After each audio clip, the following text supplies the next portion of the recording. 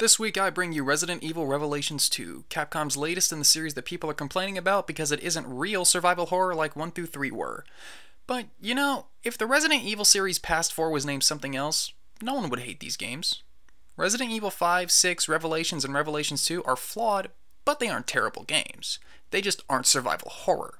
Call them anything else and redo the main character names and models and you have a new, inoffensive action IP from Capcom. I guess that's why Resident Evil 5 and 6 never bothered me. If I want survival horror from a Resident Evil title, I can go play any of the ones they made prior to the GameCube release, or just go play Silent Hill. That being said, Revelations 2 is more of the same. Same nonsensical plot, same over-the-shoulder gameplay from the other modern Resident Evils, same irritating gameplay gimmick thrown in that only ticks me off more than it helps. You know what? That's all there really is to say about it. It's not particularly bad, but you've played it before. And it's dirt cheap, too. So let's talk about something you haven't played before. Isbarah is an indie game that reminds me why I prefer to review indie games. It's something totally unique with a lot of love and care woven in each thread. The concept is pretty much dodge everything on the screen. Each level is a boss fight where you need to navigate a gauntlet of projectiles until you can damage the enemy. The bosses in this game aren't there to really fight so much as they're an excuse to have your main character play through all the bullet hell. Much like the plot. I think the plot had something to do with I'm God's daughter, but past the intro I just skipped cutscenes to get to the next bit of gameplay. Those cutscenes dragged on for too long anyway. You gain a couple different power-ups before the game cuts loose and ramps up the difficulty, and this is unfortunately where I'm going to have to start bad-mouthing the game.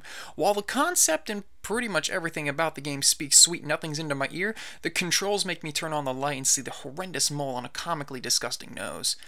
The game uses 4 buttons for your basic movement, which is fine, but it requires the combined use of the mouse to use any abilities. Maybe it's just me, but this is incredibly awkward.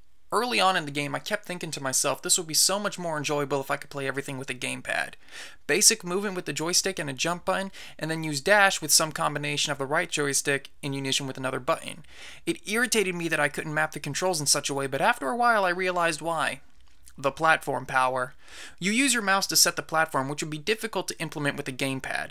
It's a difficult game, but it never felt like it was difficult because of the challenge presented in the game. Instead, the difficulty felt like it came from the clunky awkwardness of the controls.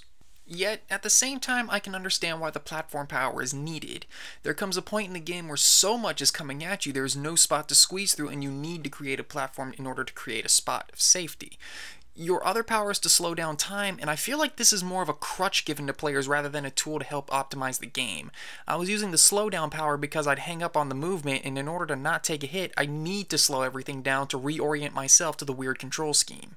Kudos to Leikir Studio for creating something I've never experienced before, but it feels like in an effort to keep giving us new things, they didn't think about how their mechanics would mesh together.